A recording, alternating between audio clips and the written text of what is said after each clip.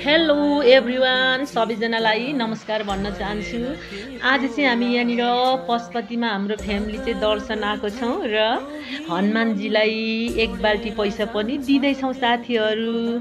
केही दिन अगाडि चाहिँ हामीले आफ्नो गरा दशा चाहिँ गुरुजीलाई हेराएको थियौँ र उहाँले भन्नुभएको थियो कि तपाईहरूले हनुमानजीलाई चाहिँ दान गर्नुहोस्, तपाईहरूलाई केही राम्रो हुन्छ भन्नुभएको थियो।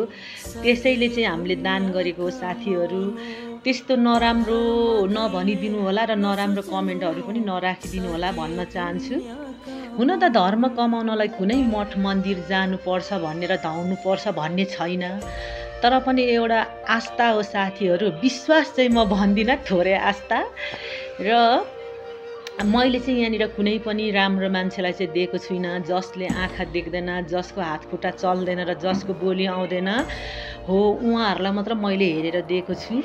र अब चाहिँ एकदमै हाम्रो युट्युबको भाइरल भाइलाई पनि म तपाईँहरूलाई देखाउन चाहन्छु। हो, उहाँ हुनुहुन्छ हाम्रो युट्युबको भाइरल भाइ। मैले पनि उहाँलाई प्रत्यक्ष देखेकी थिइनँ, आज चाहिँ मैले प्रत्यक्ष देख्न पाएर उहाँलाई पनि मैले सानो रकम सहयोग गरेको छु। र तपाईँहरूले चाहिँ मेरो युट्युब च्यानललाई सब्सक्राइब गर्नुभएको छैन भने गरिदिनु होला र कमेन्ट पनि छोडिदिनु होला। म पनि अवश्य ब्याक दिनेछु साथीहरू। हस् त, धन्यवाद भन्न चाहन्छु।